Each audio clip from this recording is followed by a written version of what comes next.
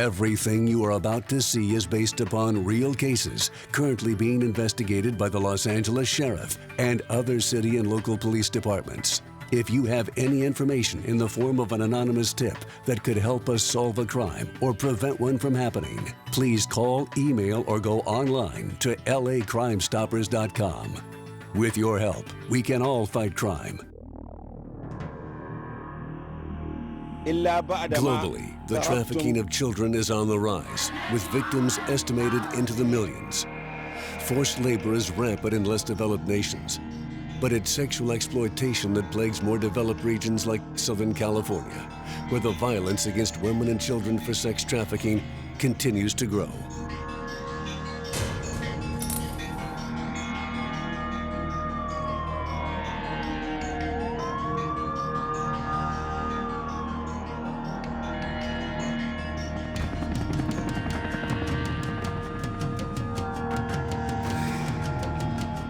Something sinister is lurking in our own backyards. It hides, blending in. We see it, yet we don't even know it's there. But it happens to our children every day, right here. And the next victim could be someone that you care about. I'm Johnny Messner, your host of Crime Stoppers. This week we explore the underbelly of human trafficking in Southern California. Southern California, home of beaches, movie stars, and beauty. Los Angeles Sheriff's Department, in conjunction with various agencies, prepare for an undercover operation to arrest men, nicknamed Johns, for prostitution solicitation in a seedy part of town. Today we're conducting an undercover prostitution operation. We're using approximately 8 undercover female deputies as decoys. They're going to be out front of this hotel working Sarah Highway. They negotiate a sexual arrangement with a John. They'll direct the John back to this particular room. Inside this room, we're going to have 3 deputies along with myself waiting. We'll place them under arrest for the solicitation of prostitution. Hands up! Put your hands up! Turn around. Hands behind your back. Hold together. Pop the trunk in the hood roll. Hundreds of arrests happen yearly right here in Southern California. But busts like this one typically only go after men who are looking for a good time after getting paid at work. Hands up. Hands up. Turn around. Okay. You been arrested before? No, sir. First time? Yes, sir. Where do you work? I'm retired. From what? Are you? But now, a major concern for law enforcement. In the rapidly growing industry of sex for sale, children are now falling victim to it all too easily. Sexually trafficked children are hiding in plain sight, but the odds of rescuing them are 1 in 100. These victims survived. At the age of 11, I was held hostage for 48 hours, beaten and raped, and sold for sex. In 5 weeks, he had turned from, a supportive, kind, professional modeling agent to a trafficker. Many of these children have been victimized sexually since they were very young children. Sex trafficking now brings in more than drug trafficking. They have a product that they can continue to resell over and over and over. That is a multi-million-dollar world, even on the local level. It's a billion-dollar industry on the state level. It's everywhere. It's in your nicest hotels, it's in your worst motels, it's in your bedroom communities, it's in your hardened centers of the city. It's not something that was invented here. It's not something that is only here, but it's just something that has been perfected here and exported to the rest of the country. Crime Stoppers, Case Filed, Southern California. Brought to you in part by Cars 911.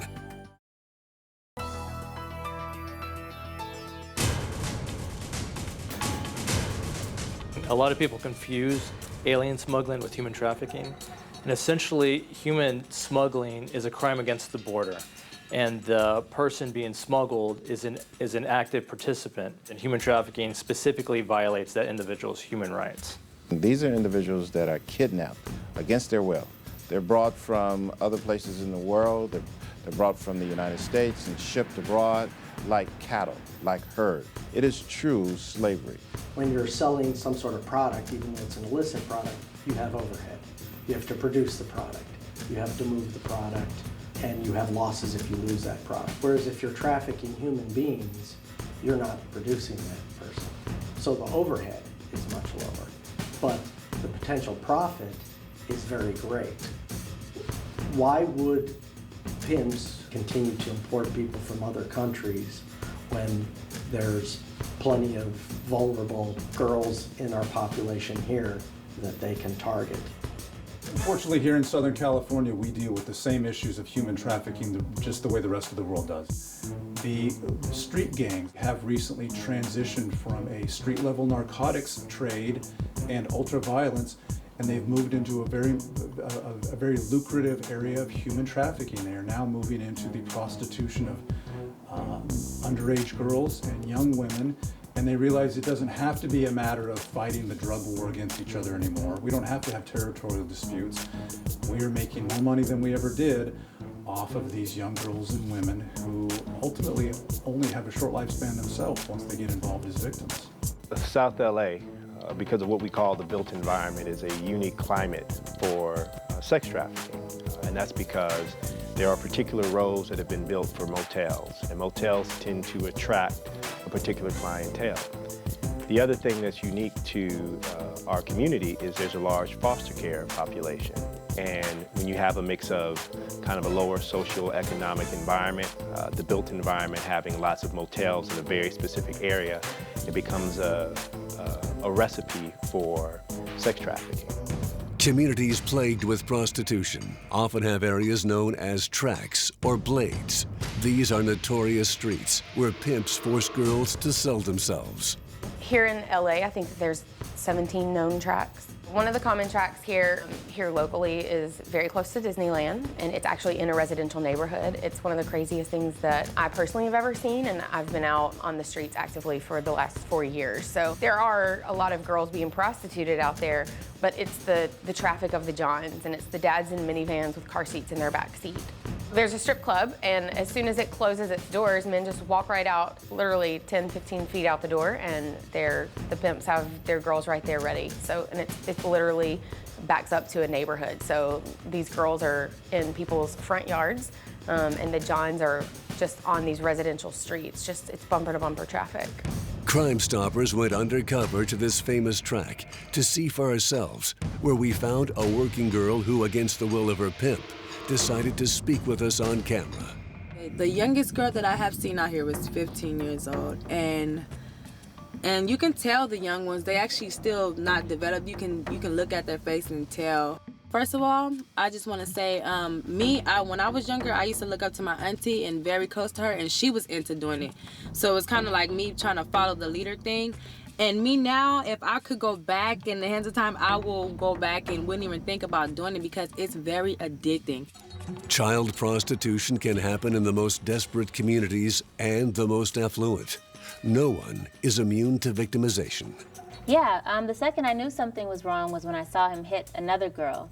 And being from a naive, sheltered background, I figured, oh my God, that must be his girlfriend, and he's one of those guys that I've seen on Lifetime movies, you know, the abusive boyfriend. And so I did. I tried to back out and say, you know, I don't want to do this modeling thing anymore, you know, thanks but no thanks. And then he read off my parents' home address. That was when I realized he had kept that W-4 with all my information. And he said, you're going to do what I tell you to do, or somebody's going to get hurt. At the age of 15, I had my first child. And no education, had lots of emotional issues, ran away from home, joined a gang. As I can just recall, just feeling icky or having to drink alcohol or do drugs just to sleep with this guy, right, who's, I think, reminds me of my dad. We're there for the girls. We're not law enforcement. We're not part of your camera crew. We're there to be a support for them. We want them to know that there are people out there that love them and care about them, and to be able to help them establish their own life outside of the game. That's our commitment as the Dream Center. Although organizations like these can help a child after rescue, they can't prevent them from falling victim to those who are supposed to care for them most. We actually had a girl who, her dad started raping her when she was 5, and when she was 10, he sold her to a pimp. She had a written copy of a contract that the dad and the pimp had signed. She thought it was legit. He sold her for $2,000 to her pimp. This really can be anybody's daughter. Pimps are recruiting off of college campuses as well as your high school campuses. So I think the importance of this, and the common thread that I've seen, is there's a low self-esteem. These girls are not able to go home anytime they want for many, many reasons. Number one, most of them don't have a home to go to. They are ashamed of what they've been doing. One of the common techniques that the pimps use in the recruiting process is that they will have the girls use some sort of drugs or alcohol and, have them talk a lot about their lives and where they grew up, where their granny lives, and their 2-year-old sister, and where the 2-year-old sister goes to daycare. The girls don't remember telling these stories because they're under the influence, but later the pimps will use this very specific information against them to have tailored threats. Crime Stoppers Case File Southern California, brought to you in part by Cars 911.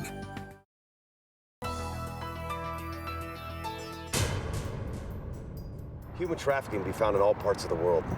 Predators take our children and they steal their innocence. You'll be shocked to learn what happens in your own neighborhoods and schools. 1/3 of children who run away each year fall victim to sex exploitation within 48 hours. This is a testament to the sophistication of tactics and strategies that pimps use to lure victims, and why our youth is so vulnerable to it. I heard of one pimp at one point after he was convicted. A reporter went into prison and asked him, "What made you want to be a pimp?" And he said, "I don't really like being referred to as a pimp. I think of myself as a street psychologist." They are what we call guerrilla pimps that will straight out look at a girl, say at a bus stop, school bus stop, and just pick her up and say, "You're now my property." And then there are the ones that are recruited. And those are the ones that are seeking the vulnerable children, whether they be in some system or whether they be out in the streets or they recognize them to be runaway youth. They don't always recruit the girls directly. They oftentimes use, and most oftentimes in this county, use other children to recruit other children in. Pimps are very manipulative. What they will do is they will find a void and they will fill that for that young girl. So if you got a girl that's coming out of the foster system that's yearning for a family, then he's going to fill that family void. There are manuals online for how to recruit girls, how to constantly degrade them so they do not want to leave you. There's a manual that you can buy at Barnes & Noble about how to become a pimp. I've seen it myself. Another popular thing that the pimps do is they brand the girls with tattoos on their face or some very obvious place, on their chest, on their hands. It's a way to make sure that other pimps know who she belongs to, and it also makes it very difficult for them to leave the life because it's very hard to get a legitimate job when you've got a tattoo on your face. Some guys will actually took girls out of the school and took them straight to Vegas, and you don't see them, you never see them again. Guys that take them, they're not gonna keep them in the same city. They're gonna go somewhere far as possible with the girl. So once he do take her far and he puts her out, she wouldn't know where to go but to go back to him. See, traffickers are taught and mentored by other traffickers to impose fear upon their victims. They're taught to beat them. They're taught to threaten their family members. Pimps publish manuals and use online forums to share tips, learn from each other, and track escaped victims. Territorial disputes have diminished to foster a new era of trafficker cooperation. So the internet in general has been exploited by various traffickers, pimps in particular, and pimps are so proud of being pimps culturally that they advertise, and they're boastful of their accomplishments. Social media is out of control, and as myself as a parent, honestly, Facebook is bad news. Okay, and I know that Facebook won't appreciate that comment, but for kids, it is not a good idea. And it just opens them up to the predators that are looking for these kids. And they're masters at conning the kids and making them feel safe. But parents have to know their children are not immune, and no matter what software you have on your computer, that computer is still an avenue into your child's mind. When Delita's daughter fell victim to the same ruthless trade that took her mother, she was lucky to have been rescued. Other girls aren't that fortunate. When I got my daughter back, it took her about 2 weeks to learn to walk with her head up because she had to walk with her head down. To this day, it is very hard for me to look men in their eyes as I'm walking down the street. When I got my daughter back, she woke up many nights screaming to the top of her lungs. And no matter how much human trafficking training I had, no matter how much love I had, I couldn't help her. I had to have her placed in a treatment facility. Traffickers will frequently use a blend of control measures that often include violence. The trauma experienced creates deep psychological scars that make victims incapable of making decisions, such as escaping or seeking help. Over time, that Stockholm Syndrome takes over. You start to identify with the pimp. You start to identify with, I need to make my pimp happy. And if I make my pimp happy, I'm happy. There's kind of a sense of loyalty in a way because this person has had power over her life and has decided not to take it. You have to remember, pimps are like hunters, so they know the game, so to speak, right? And so therefore they know where to go. So they'll go to the malls, they'll go to the bus depots or the Metrolink, and they will seek out girls, lone girls that they see walking by themselves with suitcases. And then of course they're gonna offer to help them out. The only reason why the girls have pimps is because they're looking for that father figure that they never had. And he games her up, make it seem like he loves her, and he got her. You know, that's all it takes. A girl that really wants to be loved. That's it. That's it. Anyone can become a victim of human trafficking. If this is happening to someone you love, could you tell? I think it's important to know what your kids are doing and who they're hanging out with, both in social media and in person. That these girls start hanging out with older men or boys. If you have someone who tends to run away from home a lot, I think that is a good sign. Conflicts with parents, including physical conflicts with parents, is very common. So, they're getting into a physical confrontation with the parents about leaving home or whoever they're dating. And another sign would definitely be the cell phone. Did the child get a cell phone all of a sudden with no way to pay the bill, but yet they have it and the bill's being paid every month? That's one of the first tools that the traffickers will give the kids because they can track them.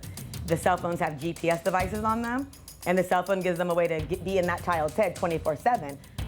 If they have a new friend and all of a sudden they're dressing more provocatively or they're talking about sex a little bit more freely, that's a red flag.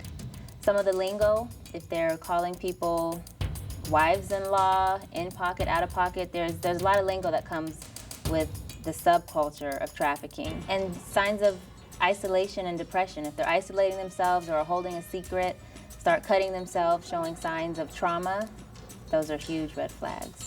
The biggest sign is a disconnected child. You know, the children need to be connected into somebody. You know, that would be the biggest indicator, is a child that doesn't feel love, a child that doesn't feel connected, and a child that doesn't feel like they have any relationships.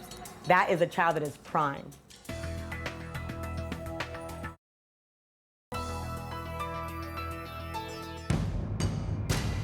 There is no such thing as child prostitution. Sex with a minor is rape. I think that LA really has worked very hard in the last couple of years to provide meaningful services and to really understand this problem. These kids are not doing this because they want to, that they are being forced to do this, and to look at them as human beings. We all want to believe that human trafficking and the prostitution of little girls is somewhere else, far away. It's somebody else's little girl. It's not going on in our community, and it's definitely never going to affect anybody I know. When in reality, those are all absolute myths, and it's all false. It's happening right here in our own backyard, and it's happening to our own little girls. It's really important for dads to stand up and be good dads, to be good leaders in their home, to give their kids, and specifically their daughters, the time and attention and love and encouragement that they need so that they know how valuable that they are, so that they're not recruited into this lifestyle. Pimps who, would rob me, you know, for my money, or dates that would rape me. So, I mean, just the life and the things that I experienced was overwhelming. That's the day in the life of a 15-year-old. By the time you finish watching this episode, at least one more victim here in Southern California will have been forced into human trafficking. If you have any information in the form of an anonymous tip that could help us solve a crime or prevent one from happening, please call, email, or go online to lacrimestoppers.com. If you see anything suspicious in your neighborhoods or schools, please call the authorities. And don't be afraid to reach out to your local law enforcement and representatives and let them know that human trafficking matters to you. I'm Johnny Messner. Come join us next week for part 2 of human trafficking. This is just the beginning of the story. Hi, I'm Austin Williams, Mrs. America 2014. Human trafficking is a global issue, but it's not only a global issue. It's also a domestic problem, and our children, our brothers and sisters, our sons and daughters are being kidnapped and sold into modern-day slavery. But there's something that we can do about it, and we all have a role to play. That's why I've used this year as Mrs. America 2014 in the fight against human trafficking. So if you see any suspicious behavior, please report it to Crime Stoppers of Southern California. Together, we can end modern slavery.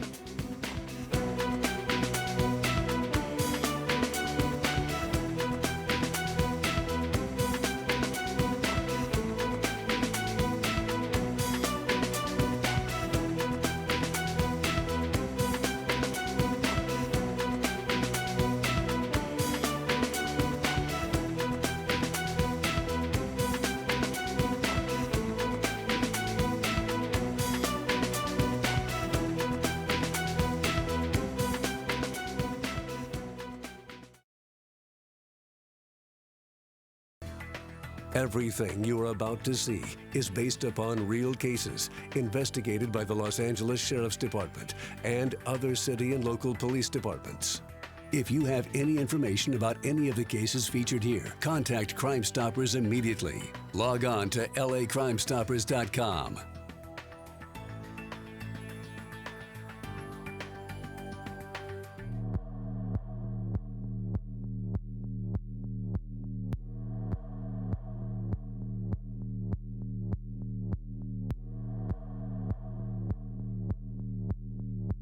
This week on Crime Stoppers Case Files. A lot of people have a skewed view of what human trafficking is. Human trafficking, it's happening right here in our own backyard every single day. It's everywhere. It's a modern day form of slavery. If she doesn't bring in a certain amount of money, her life is on the line. There's individuals that their body parts are being ripped out of their flesh and sold. They kidnap them, they drug them, they rape them, and they exploit them. There are manuals online for how to recruit girls. They're victims, they're slaves. It's dangerous. At the age of 11, I was held hostage, beaten and raped, and sold for sex. This could happen to any child. It is out there. By the time you finish watching this, at least one more victim will have been trafficked.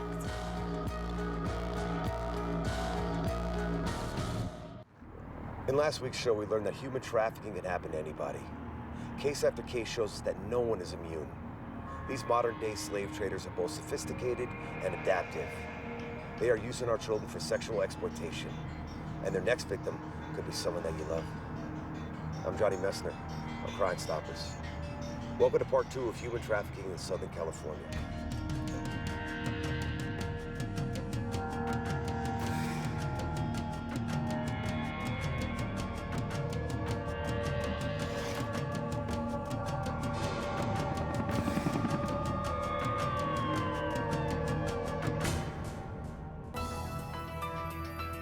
Forced labor constitutes a very different form of exploitation, often associated with groups such as migrant workers and their families. But violence, abuse, and exploitation are just as common among women and children. There's so many different types of ways to exploit people's labor. Day laborers or agricultural workers or domestic servants, people working in restaurants, whether it's being treated fairly with wages or with hours or breaks. all the way to the extreme of being chained up and forced to participate in sex acts with strangers. The California Tax Board is uniquely qualified to recognize forced labor situations by using accounting forensics, or in this case, on-site inspection. I had no idea that the individuals that were working there were shackled, up against the table. They had to ask for permission to use the restroom. They were sleeping in the basements on top of one another. And they would work in the day and not get paid for it, and then have to go to work at night in people's homes or on the streets as prostitutes and so forth. It was a very moving experience for me. So as soon as I became chair and I had the authority, we began to train all of our investigators so that our investigators can recognize human trafficking while they're out there on the front line. The California passed legislation to require companies to look at their supply chains and to make sure that they don't have human trafficking or slave labor involved in the manufacturing and the production of their product. Even when they're purchasing the product, they're required to do so, and they're required to list this type of information. There are more similarities between forced labor and sexual exploitation cases than there are differences. Fear of reprisal, compliance, and capture bonding are still a common thread. It's more of a crime of slavery in your mind than in chains. Traffickers try to control the victims, and the only victims you can really control are vulnerable victims. So that dynamic comes together to create the human trafficking problem. It is typical in many cases of exploitation that the trafficker creates a dependency in the victim for food, water, and utter survival. These Guatemalan women were being voluntarily smuggled into the U.S. for a chance. They were promised jobs, cleaning, domestic servant kind of jobs. They brought them to these tight living quarters and told them, you're not going to be cleaning, you're going to be working as a prostitute. And shocked and appalled, they were essentially raped by various Johns for a significant period of time. We found a lot of evidence of human trafficking. Tight living quarters, locked bedrooms with the locks on the outside, nailed windows, and we were able to rescue many different human trafficking victims, and 3 of them, as I recall, were minors. They were all convicted of 30 to 40 years. When faced with threats to family members and themselves, these women thought they had no other choice than to comply. It's often the fear itself that empowers traffickers to get away with such atrocities. Harriet Tubman has a perfect quote to illustrate this point. I freed 1,000 slaves. I could have freed 1,000 more if they only knew they were slaves.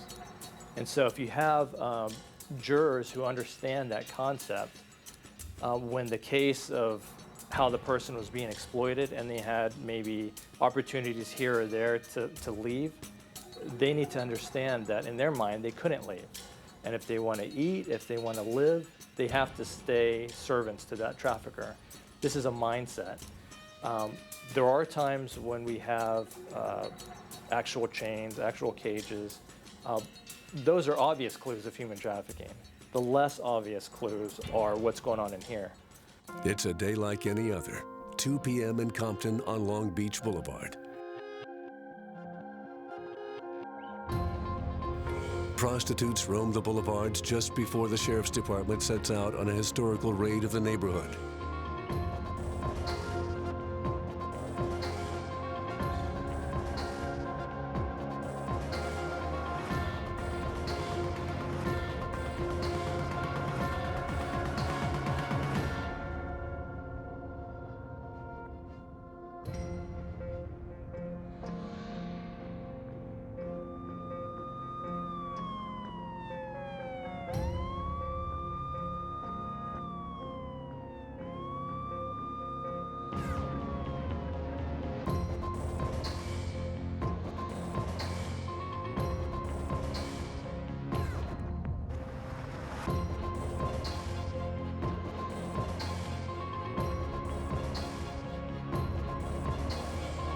At least one minor is rescued from a life of abuse, threat, and exploitation.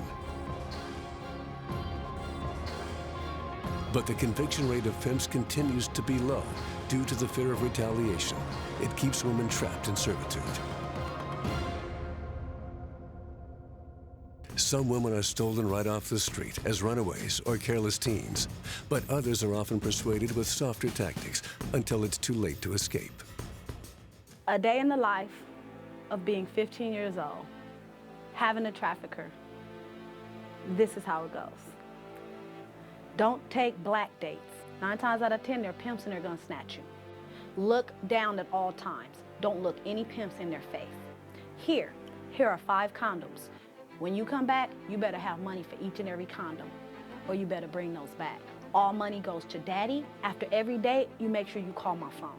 Oral sex, you charge $50. For sex, you charge $100. For anal, you charge $150. You get the money first. You never have a lot of money on you at one time because the tricks rob you, other pimps rob you, and sometimes other hoes rob you. She makes $1,000. So they're excited. Daddy's happy. Because see, there's this grooming period where you have some traffickers that are straight gorilla pimps off top. They'll beat you and rape you the first day. Then you'll have some that'll bait you in. So that first week you're making his money, you're making his quota. He's like, yeah, you want to sit in the front seat? I'm feeling good, I'm feeling beautiful. Oh my goodness, we're having fun. He tells me that we're going to Florida. Oh wow, I've never been to Florida. I'm getting new clothes. Oh, we're even doing a photo shoot, taking pictures. Oh, he's posting me on Backpage and Redbook. I'm loving this. I even get to sleep in the bed with him. Oh my goodness, this is great. And I was a virgin when I met him, so he's like my first love. I really like him, right? I come back, I didn't meet my quota, but he beat the hell out of me. I couldn't get dates. I'm new to Florida, I don't know anything, but he beat the hell out of me. I don't want to do this anymore. So I go to the bottom. I want to go back home to my mom. Like, this isn't for me. Next thing you know, daddy comes out and he beats me more. Last night, he made me sleep in the bathroom. I didn't make my quota, he didn't feed me for 2 days. I'm tired, but I don't know how to get out. I can't go back home because he says he's gonna freaking shoot my house up. I want to get out. I don't know who I could trust. Maybe if I just make his quota and maybe double his money, then he'll love me. I think I can be the bottom bitch. You may not think this could happen to you or a loved one, but often all it takes is somebody else pretending to be a better friend or parent. Conviction rates are low for reasons we just heard. Psychological stress creates fear of reprisal against loved ones, and ultimately, the fear of the victim to face her offender in court. Coming up next, we'll show you an ex-cop who runs a top-secret safe house with a witness protection program that has a 100% conviction rate. After the break.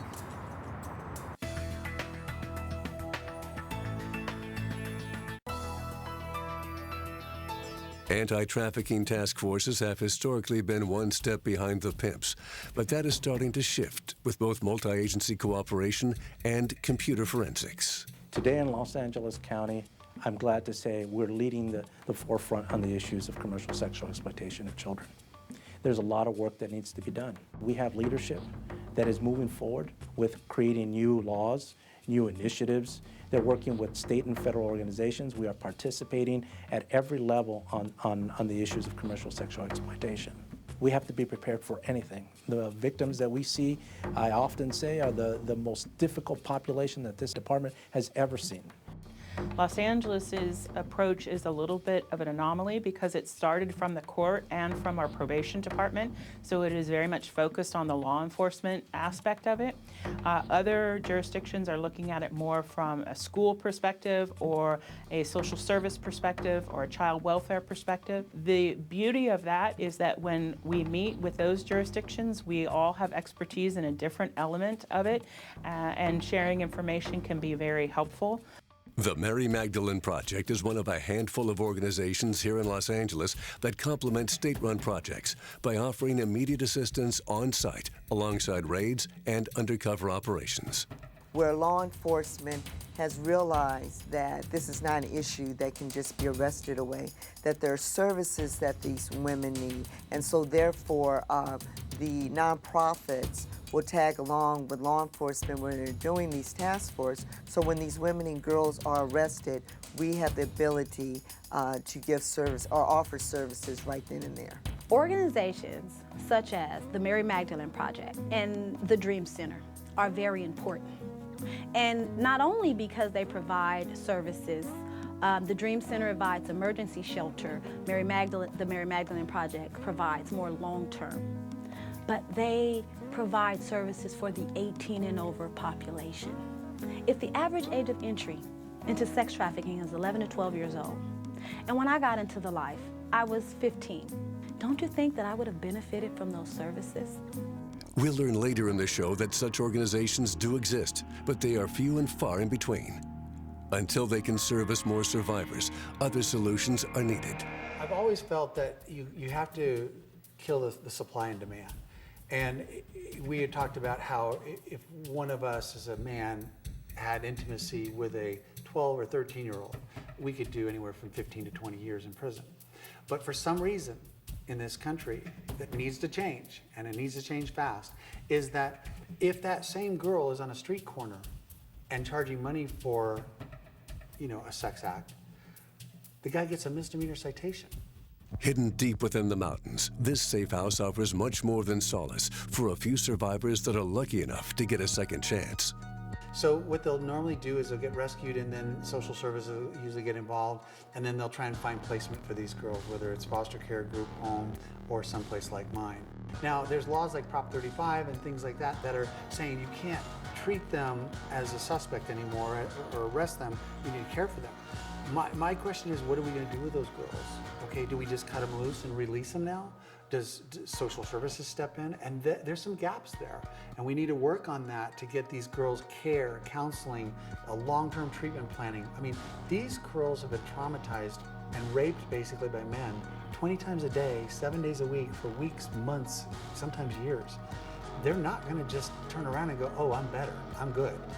They need a lot of care. They've had their childhood ripped off from them, and we want to give that back to them as much as we can. Most girls aren't this lucky. Many are lost or recycled within the system, and many are too afraid to leave the life. So we do dental, medical, college. If the girl needs family, then we have an adoption program where we adopt them out. We have an equestrian program, we have a canine therapy program. They get therapy from a licensed clinician. Obviously we're a school, so we help with their education. But it's really about normalizing these girls and socializing them, because some girls have never been in school. Part of the process of moving ahead is facing their pimp in court. Conviction rates are notoriously low. Victims fear for their lives and those of loved ones. But when you've got an ex-cop on your side and a place to call home far away from the life, things change. We've been 100% successful in all prosecutions of the slaveholders. It's intimidating for a 14-year-old to sit 14, 15 feet away from a pimp who's giving her the eye saying, I'm going to kill you. That's, for a child, that's intimidating. So we'll go into court with them, and it's mainly for psychological and emotional support to say, look, he's not going to touch you, because if he does, I will be there first.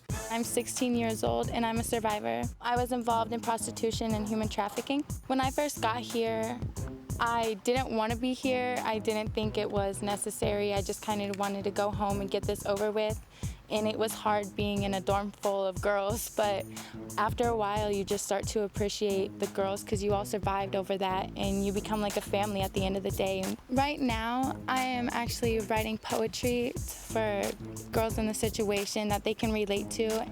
It can happen to anyone and at any time. Where I'm from, people don't know what human trafficking or prostitution is. You don't see that, but it could start off as little as running away or getting into drugs or hanging out with the wrong people. It takes the dedication of many staff members and volunteers to create a network of support that leads the Safe House to its high success rate. They fight like sisters and they act like sisters, but they love each other like sisters because they can relate to each other. And no one's judging them for what they've been through. These girls are going to need a lifetime of dealing with this. Different issues come out later with different situations. For instance, all of a sudden they get out of our program and they're functioning well, but then all of a sudden they have a boyfriend. Are they going to tell the boyfriend? Are they going, what if they want to marry him? Is there going to be intimacy issues? So it gets complicated. And so, are you going to tell your children after you get pregnant and have children? So these girls have really been torn to shreds. And I can, as long as I've been doing this, I can't get my head around what they've been through. Staying away from my family, I haven't seen them in 5 months. It's really hard being here. Like, every single day, I just want to leave, but I find the willpower to get up. I would say the benefits of being here is being able to regain my childhood back and just be a kid again, and that no one expects anything from me. Being in the game, you don't know how to live a normal life. You're not doing normal things like normal kids do, you know? It's kind of like you're a robot, and it's like coming here, it's like it's teaching you how to have fun, enjoy yourself, be a kid. And so places like this are beneficial to girls who are out there because it kind of takes them from one whole lifestyle and teaches them a whole nother lifestyle, and then they realize what they were living was not even a life. An integral part of the normalization of a new life is equipping these children with an education. A strong foundation and hope for the future wouldn't be complete without it. Today is one of my favorite days that we get to experience here, and it doesn't happen that often. Julie, who is graduating high school, and we're having a ceremony here, and her mom and her sister came to visit and be here for it, and I think that's probably the highlight of our jobs.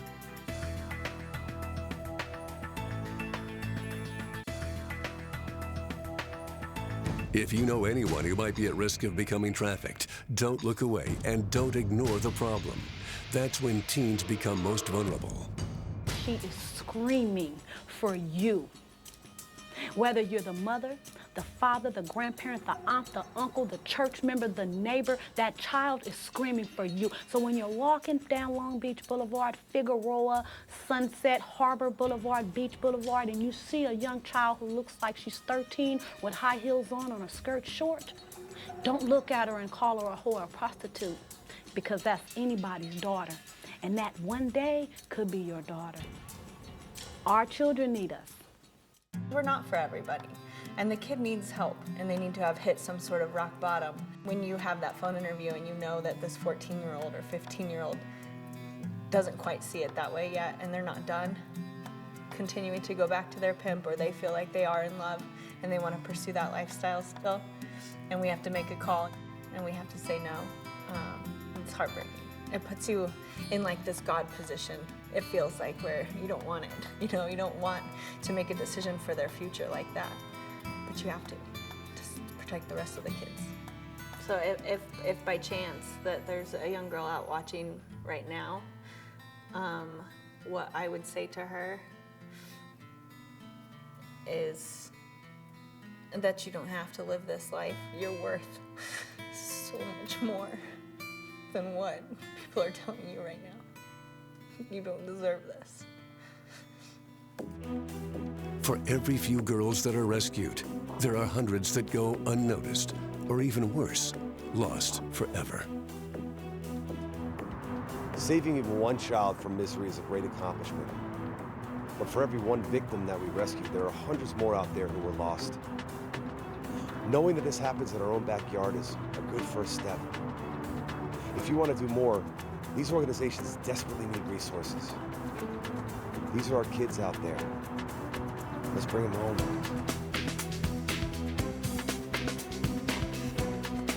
So high, beyond anyone's reach. So calm, listen to her preach. So beautiful, nobody could say a thing. So amazing, see all the joy she could bring. So uncertain, never the same, always change. So untouchable, beyond anyone's range. So smart, nobody would even know. So gold, her heart is when she lets it show. So holy, she knows God loves her. So devoted, she knows when she's sure. So bright, good luck blocking the shine. She falls, but she knows she has what it takes to be fine.